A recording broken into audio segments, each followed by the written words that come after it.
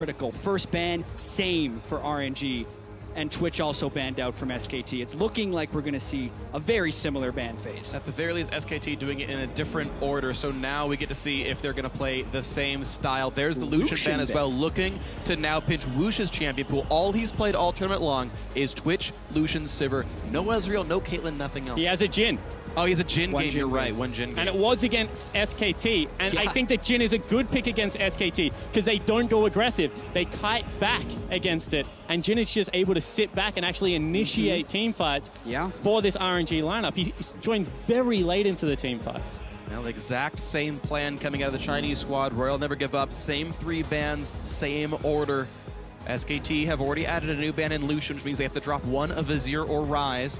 Yeah, which will change the dynamic of team fights. So they've taken out the earliest pressure jungler, but we're going to be going for some big team fights. And the question we also have here is, you can trade Azir and Ryze theoretically, unless RNG thinks one champion is just head and shoulders above the other. And apparently that's Ryze for Xiaohu. Well, it depends what style you want to play. If you want a team fight, I agree with you. Trade them as much as you want. You want to open up the map. You want to play 1-3-1.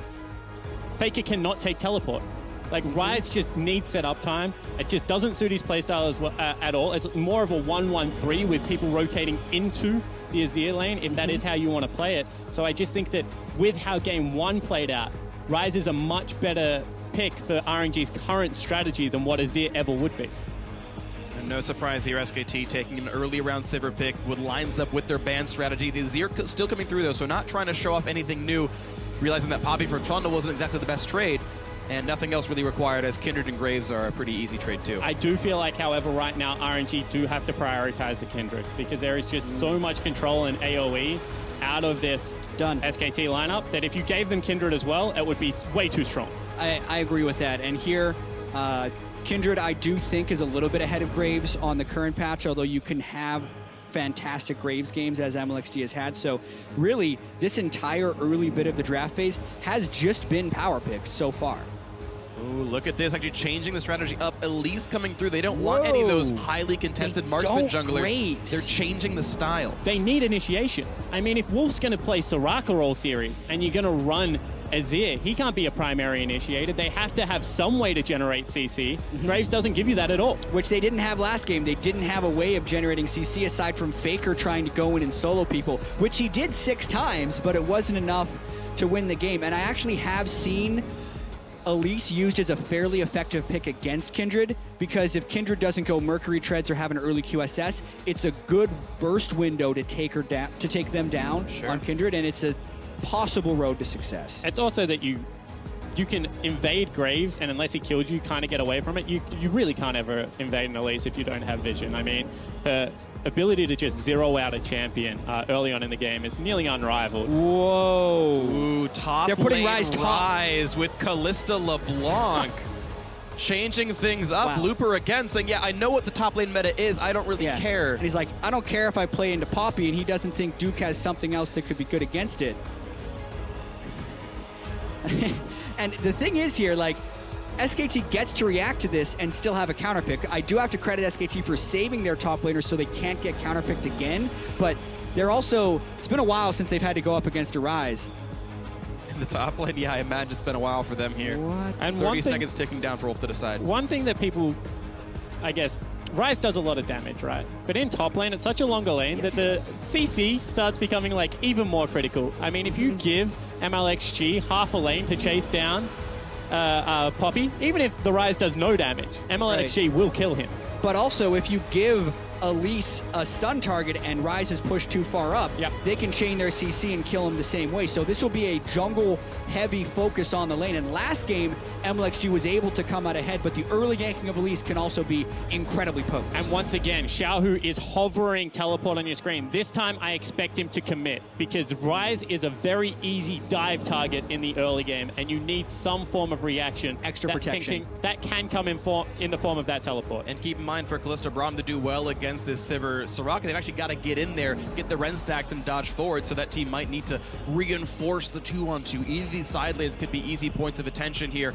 As the picks and bans are done, the swaps come through. You see them on the screen there. Nice LED play mat for all the players. Definitely pretty cool. Wicked stage we have here. Yep. Mid-season Invitational 2016 semifinals. Game 1 went to China's Royal Never Give Up. Korea's SK Telecom T1 looking to turn this best of 5 around. And as the coaches shake hands, you at home know what this is about. Hashtag RNG win, hashtag SKT win. RNG will be blue every single game. SKT chose to be red on their sides, their choices as well. They won't switch sides, but maybe they'll switch wins. And you know, guys, don't be scared to jump on the RNG hype train now. We've already seen them win once.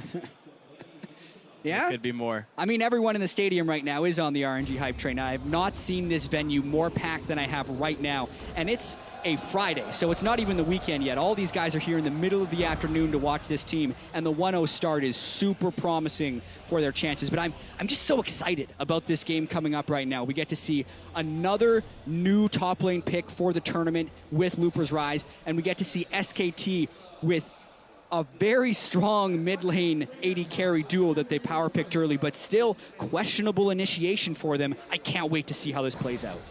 And I really must stress that RNG was one of the last teams to adapt to the top lane meta. They should be very comfortable playing Mage's top. I mean, along with WE, they were still playing the Lissandra later into the, I guess, season. They were also playing the Quinn a lot as well. So this is something that the team, even though they haven't played at this tournament, very practiced at. And this is also another thing that I thought we would see more of coming into this tournament. I actually expected to see it from Darshan, because we knew Maokai was S tier. Echo weren't 100% sure about his power level, but it's still very high. But beyond that, those Poppy nerfs were big. And I actually thought that you'd have the window to do other potential carry top laners coming to the top lane. But then as the group stage proceeded, I thought, I guess not. I guess these guys are totally committed to the tourney meta. But in the time off, RNG is attacking that champion pool in the top lane and trying to come up with new stuff. And it's why we love best of 5s. Best of 1, sure, that's a huge risk to take. Best of 5, do it a game. If it doesn't work out, throw the strategy out the window, go back to standard. We're going to see as the standard situation is, it's going to be a lane swap here. Duke leashing in for his jungler Blank. Similar situation now as Looper is kind of hovering around the top side of the map. Actually, no one's around him. And Looper knew this was kind of going to be a lane swap. He went up there to see if he could get CS. However, with Mana Crystal and Turret Gold, you do get tier. So you can start stacking relatively early. It doesn't hurt Ryze as much as it used to hurt him. Yeah, not starting with the double jungle, though, is non-ideal for RNG. Last game, they had a tremendous start because SKT was forced to teleport to get into their optimal start. This time, Looper very slow on the help of Mlxg, which means Mlxg had to take a lot of damage, and Looper was unable to share experience on any of the early camps. He starts to share a little bit now, and look at this in the mid lane. Xiaohu pushed around a bit by Faker. Just worth noting, Bang actually got to take Krugs and didn't miss any CS in the top lane, so he's actually on a perfect trajectory so far. Xiaohu still getting poked around. Nice play by Faker. His mid lane, very, very tight. And Faker has a combat summoner, so he should be treated as a person that can now win this lane. He has the exhaust if Xiaohu ever does go aggressive, so they definitely have to respect that. And in typical RNG fashion, we have a swap back. Yes, we do. Wow, yeah, they push the wave in, and right away they want the Kalista to play against the Sivir. Wow. He got boots of speed and still stayed on the 1 potion. And Elise walked away. Juke is recalling because they see the Ryze solo in the lane. They're electing to stay. They don't want this to happen. They don't want to give any extra experience to Looper after what happened last game. Yes, They want to make sure again. Duke is staying. But yeah, Duke early teleports down to just match the Ryze 1v1. I know Crepo and Deficio have a very defined way of the way they want lane swaps to work. This is much different, but it's all about the experience on the top laners trying to be the priority. Well, right now they're both level 2 and barely that. There's some more minions on the field for Looper to kill. Also, this lane will freeze. The way RNG have manipulated the waves, Looper can hide under his turret and make Duke overextend to fight for CS. And they have double teleport advantage. Yeah. If they ever do reverse it, top lane is a huge ganking. Yeah, and we talk about the Sivir Soraka wanting to shove in because they can get a bunch of health and mana generation from Spell Shield and Soraka heals. They're not allowed to do that anymore because they're down 2 teleports if they ever overextend. Look at this whoosh coming in. Nice little rend right there. Damage onto Wolf, but he can't recover easily. It gives RNG complete freedom to play as aggressive as they want in this lane. And beyond that, all of a sudden Blanc cannot look proactive. He has to be the reactive jungle. You ever a first person in on this gank, teleport can come anywhere on the map. You know, the waves are already against you. You can't set up turret dives. Like, Blanc now has to play reactive style League of Legends, and we know Mlxg wants to be proactive. And because of all these reasons, I completely disagree with SKT's decision to teleport Duke down into the bottom lane. I think they should have allowed RNG to swap back. They should have punished with 4 people in the lane to get the gank off, as the standard punish could be, because they had the people in position to do so if they wanted to cut that off, but they decided not to try. They made the safe, non-risky play, which opted into a minor disadvantage, and I think that's a mistake. Because the biggest thing, right, is Ryze shoves in that lane. It's bouncing back. If you even threaten the dive, Ryze has to teleport, because otherwise you just go for it. Then Ryze is burning his teleport. All of a sudden, Duke walks back to his lane, and you're on completely even footing.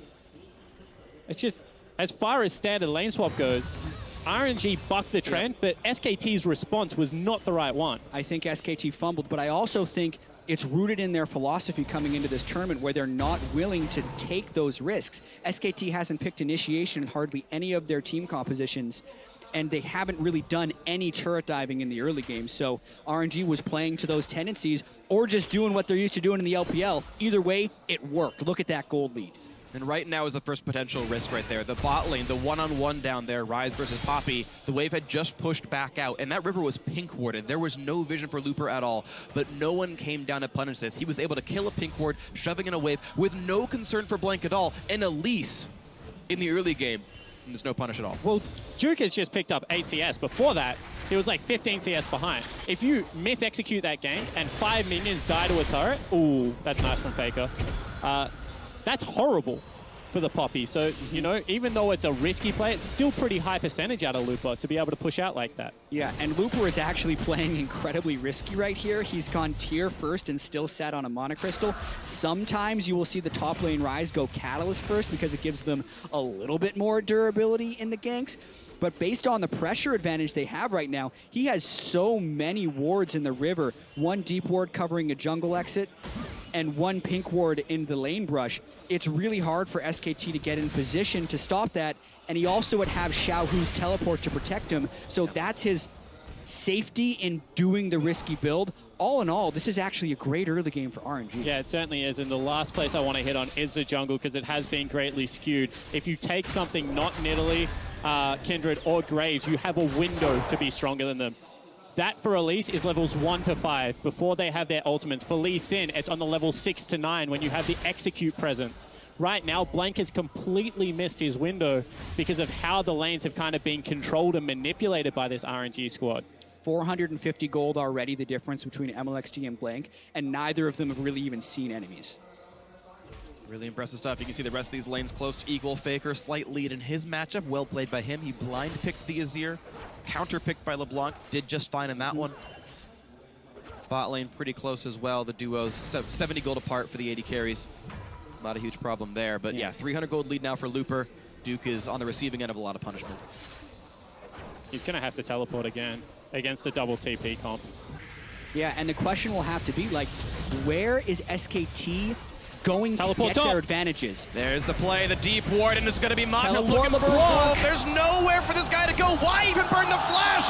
First blood coming in for Xiaohu, does miss the chain. He cast it a bit too late. Yeah, he actually chained before his flash, so it didn't extend far enough towards Bang. That could have been a double kill if they execute a little better, but that's the teleport. LeBlanc and Faker gets a minion wave. Will he try and punish as Xiaohu goes through? Ooh. Xiaohu takes the safe path. But once again, they see Duke teleport. What do? Straight away, they pull the trigger. They're going again. Ooh. Bang is alone without flash. Actually, an early Q by Mata anyway. Spell shield was still up. Either way, Bang does walk to safety. Nice attempt, but now Blanc is coming. There are no flashes for the Royal duo lane. Yeah, this could work for SKT. Bang doesn't have much damage, and maybe the 2v2 could still be won for them, but he's going to be going for this rather risky gank. Here's the attempt. It's hard for Bang to support this. For the Chinese team's a big stun, and Amata gets a summoner heal and says, I have nowhere to go, but it's a turnaround by Whoosh onto Bang. Can he out-damage, and a great silence comes out. Wow! They do turn it around. Wolf and Blanc to save the 2-on-2. Yeah, beautiful silence. Yeah, it's a great timing for the gank. It was going to be close, but they were willing to take it, and the way that they were able to change the focus around and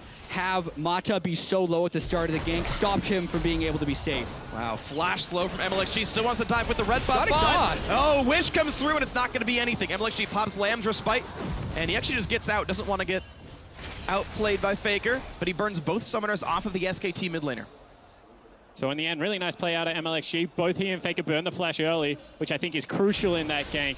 Mlxg, if he ever wants to kill the Azir, and Faker if he ever wants to live. But that gank in the top lane, one more time, I speak about it for Afro a lot. Blanc just saved that lane. Like, he made the one risky play that they could make at that stage of the game for that lane to even remain equal, and was able to execute upon it. So that's a clutch play that you need out of SKT's jungle. It absolutely saves the early game for them. And I also think it was RNG playing a little bit too confident. It was one of those instinct things, but I mean, Wolf just straight up walked back from base and made it back in time. So if they were paying attention to the death timers, they would have been able to avoid that. Either way, it pulls SKT even. And Faker looking to make it more than equal. Going in for Xiaohu. One more attack will do it, and he gets it. The solo kill in the mid lane. 1-0 for Faker. That is huge. That was with all summoners down, so he wasn't even advantaged with the exhaust right there, but I think it was Xiaohu probably staying a little bit too long in the lane. I didn't get to see the very start of that one, but that's the way SKT fights back. Blanc makes a play, and Faker gets a solo kill. And even despite that, SKT are basically only equal in gold. Mlxg is heavily out farming, so is Looper. Just kind of like the last game, those are the players that the Chinese squad are using to leverage a lead. Mlxg stealing the Krugs from Duke away as well, who's trying to get some jungling done as his turret's going down. We will see a turret swap overall as SKT's dual lanes on the bot side and Royals is up top. And Blanc soloing a dragon means slightly, maybe, SKT with these sets of choices. But this time, SKT have their win condition. They have a huge team fighting composition with Faker, a kill and 25 CSR. All of a sudden, they can start controlling around that mid lane. You see an effective turret swap right now, so they have at least gone through this rough early game patch with a couple of good outplays that have kept them even for long enough. Yeah, SKT being even is all they really need here at this point. As you mentioned, their late game's going to be great. Gosh, the Faker kill again. Xiaohu just low. Yeah, Xiaohu at half health, and he's not able to get away from the Emperor's Divide, so really just not respecting Faker's close range right there. That's a time Xiaohu couldn't have been there. That was, Oh, right into Soraka silence too. Up. This is bad for him, and exhaust might not mean enough. Mata comes in for some stats, and it does mean Xiaohu barely lives. So what I was going to say is that it was actually Xiaohu being aggressive, then I saw him do it again. Doubles to distorting a minion wave against someone that can follow you, i.e. a Fizz, i.e. something like a Morgana, is actually really, really dangerous. So he's done it twice now in about 2 minutes, and that's not really great against an Azir. Yeah, they're going to be losing this mid lane turret, so SKT playing around their advantage lane right there, but Looper trying to go for bang. The risk of it means that Spell Shield and the Severalty comes out, because the risk of a Flash Rune Prison would have been his death, so early Spell Shield, but it still might mean that turret, and it does. SKT 3 turrets to 1 now. They beat mid and that top lane. Huge. They're getting the wave clear advantage with their 2 early picks there of Azir and Sivir. The Kalista pre-Hurricane and LeBlanc, who's disadvantaged in the lane, cannot keep up with this whatsoever. So definitely nice of SKT getting those ganks in to regain the pressure in some of these lanes, and now they're making their lead work. Because, like, let's just state it, Looper's going to be more effective than Duke, probably, in these team fights. The Kindred is way over Elise in team fights. Their win conditions are around the Sivir and the Azir. So the fact that they are the 2 people ahead on SKT's side is massive. But the discrepancy on the other side of the map is equally as big for RNG. And the thing about early turrets is they should be equalized if you run double teleport. There should be situations in this game where RNG are able to open up that map and chip down turrets. So they have a gold lead now, and they need to start utilizing it. I do say Xiaohu's getting pressured more on LeBlanc this game than I've seen him get pressured all tournament. He's been dominant against pretty much everyone. But a few mistakes against Faker, and also the fact that he's against Faker, who's having a much better Azir game than he did in the group stage. It's making him struggle. A relevant stat for this, actually, I was told there have been 29 solo kills pre-15 in this tournament. This is the first time Faker's gotten one of them. Finally having a good early laning phase for himself, at MSI specifically. And Mlxg looking for the flash up onto Blanc. They really want to knock down this Elise, who flashes to the left-hand side toward Faker. Here comes Looper. Here comes the teleport from Duke. And it's going to be an assassination. Mlxg goes down. Mata forced to be pulled back. Bang on the wings. Wolf near there as well. A tackle on the side. A great knockback from Faker. Buys the time. A huge knockup as well. And they're going to start picking up kills. Bang gets one. A second as well as Whoosh goes down. Xiaohu forced to run away from Duke. Looper also falling. That is 4 kills for SKT with only 1 in return. Blank going back in, the surprise damage on Mlxg. Mlxg can't get down his Kindred ultimate, then RNG's all-in style bites them right there, and SKT's very easily able to turn that fight around. Great fight for SKT, big lead in the early game. They play towards the right side of the screen and then chase left. They actually had the team fight cut in two, but by overcommitting onto Faker's Azir, they open up the back end of that team fight for everyone else to collapse onto the carries. That's an overreach from RNG. We're not used to seeing this. Their teamfight execution is always crisp. Yeah, and if we talk about the way SKT would win games versus the way RNG would win games, SKT will win when they punish RNG for overreaching. That's how they've been playing most of their plays, outside of a few early game successes they had here with the Faker solo kill and the Blank gank. That's more of the fight we'd expect SKT to win coming into the series. Bad recall spot. Mlxg spots him exhausted, gets away from the root flash to chase, and the Wolf takes him down. Team kill right there. Wolf kills Wolf. Mlxg takes the jungle. All right. This is something that SKT has done more in this tournament than I have ever seen in the past. Recalling in really silly situations. Faker's been caught out twice. Wolf there as well.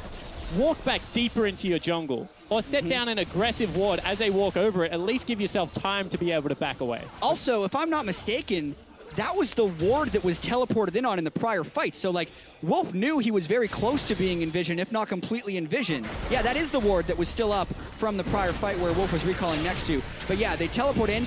I guess they thought the teleport would zone off Wolf, but RNG could have followed up towards the tri-brush and executed that dive. Instead, they pull over to the left. Mlxg gets bursted down, and then Matas still goes through, further committing onto Faker, allowing Bang and Wolf to just free hit from the backside. And look at this. Xiaohu came from the right-hand side. Looper and Xiaohu can absolutely decimate Wolf and Bang in that 2v2. Yeah. But Xiaohu, little bit of miscommunication, overreaches to try and kill the Azir, and the pinch just doesn't work out. They even could have teleported to the same ward and just one-shot the backline by themselves. Pull a CLG-type move right there, top and mid coming up. Didn't happen there. And it's going to be SKT farther ahead now. Great pickup. Down goes the Rift Herald, given over to Blank.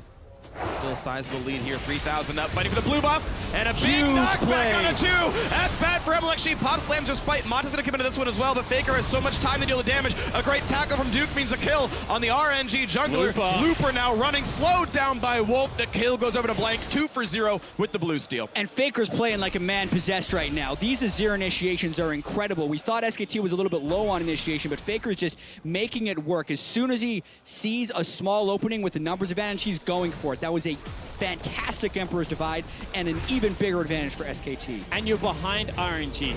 Stop overreaching for little objectives. I mean, bleed dragons, give up a blue buff, but try and get pace of the game back by spreading people out. Not letting this Sivir, Azir, you know, the team fighting prowess of the Poppy to come out.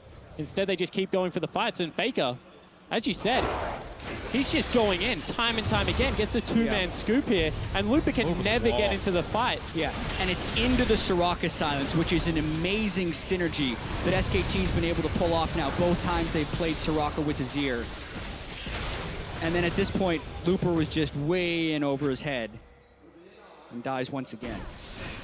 Quick reaction by Bang as well. Spell shields in case the skill would have landed. And beautiful stuff here. So a highly paced game working well, and SKT trying to really turn this cruise here. Second item, Banner of Command, coming out from Blank to try to keep the pressure on as fast as he can. The only wave that RNG can now use is their jungler and AD carry. Now looking for more to do. Oh, that tackle lands on Amatsa. Nowhere for Braum to go. Oh, just kidding. Fate's called out, and he's going to be sent away. Whoosh is going to lose his life for this one. It saves Mata. What a nice AD carry supporting his support. Yeah, good guy Whoosh there. Little bit on Banner that you were mentioning. Ryze, LeBlanc, the two people with teleport, there's no way you kill that minion. It lives forever. Kalista is way too short range. Mlxg is way too short range as well. Yeah, this is SKT snowballing this game in a very good fashion. I mean, the time of game for SKT on average was very long in the group stage, but that's because they lose slow. They win fast. So they're trying to do that right here. And look at this. under 19 minutes onto the inhibitor already. It's at half health. They will get pushed out. And in fact, it's Xiaohu teleporting on the flank. This is a fight that RNG needs to win. The flash route gets on the Bang, who doesn't take any damage at all thanks to Wolf. Matza dies for it. Duke in the front line, tanky enough. Looper's dead as well. SKT will not be refrained, pushing forward. Mlxg takes a heal from Wuxx to run away faster, but now that's Wuxx himself getting caught out. Lamb's just bite, gets him some health. Actually does nothing at all for RNG. It's a wasted ulti, and SKT inside the base, inhibitor dead before 20 minutes, and they're staying inside. It's 5 versus 3, a Nexus turret going down sub 20. They have the Soraka push right now, so they can sustain through this, and they're just continually pushing him back in a base to buy time for the turret. And the Sivir ulti to disengage. SKT don't bite off more than they can chew. What an immaculate push by them. Yeah, perfect understanding. They know that Looper's not available. They have to make the play again. Here comes Looper. Yeah, I mean, you either let SKT starve you out or you go for the big play. You have to go right now. But the big plays just haven't worked. He can't. The rest of his team isn't close enough behind SKT, and he's on a pink ward, so it would be suicide. Unless they maybe they're feeling like it. Straggling out. Oh, Duke goodness. gets in a fog of war. Nice cocoon. Now Bangs in front, and this is the high spell can't shield. do it. You can't even try for this one, Xiaohu. Great. This is actually what you expect out of SKT. They just keep running. No one's lazy. No one recalls in a bad position this time. Everyone gets back. They're chasing them up a super creep wave as well. So SKT finally executing in the early game, and they just smash it. That's the team that everyone predicted would be the #1 squad at this tournament, and SKT looks like this. And look at it, it's an overreach one more time. Xiaohu goes for the teleport play, but there's an Azir turret that they should have known about, and Marta just keeps diving past. Once again, it's actually Duke with better teleport positioning this time, and Xiaohu doesn't hit anyone in this team fight. And we got to see it a little bit here, but Soraka is also a great pick into Ryze, because as soon as he goes to machine gun someone down, you can put the silence field directly on him and just completely stuff his damage. SKT playing this game extremely well after some early missteps, but what a performance it's been from about minute 6 till now. And it's time for Baron as well. They are not letting up at all. SKT playing high-paced. Mlxg is over the wall. It would have been stealable if he had Smite. Maybe so. Mlxg now has to run away from Faker, who wants him. Exhaust is on, and now the re-engage out onto us. Duke forced a flash away from Baron, but Mlxg is dead. His ulti wasn't available, and now the knockout for Duke to buy time for his team. Exhaust and a Looper, and that top laner might just die. He's limping away. The tackle from Duke nearly picks him off, but it's Mata stuck in the front line. Down goes Braum. 5 versus 3. The chase still on for SKT. They might get a blue buff, they might disengage, they might turn back for Baron. Yeah, I mean, nobody died. I'm surprised they decided to continue the chase through instead of just turning immediately back onto Baron, but I don't think it'll matter at the end of the day. Azir, Soraka able to just sustain back up and still kill the Baron at an alarmingly fast rate. SKT in absolute control of Game 2. And once again, RNG, they can't even send anyone there. They've only got one Nexus turret left that had a super creep wave on there. I mean, they keep committing to that. SKT just win the game.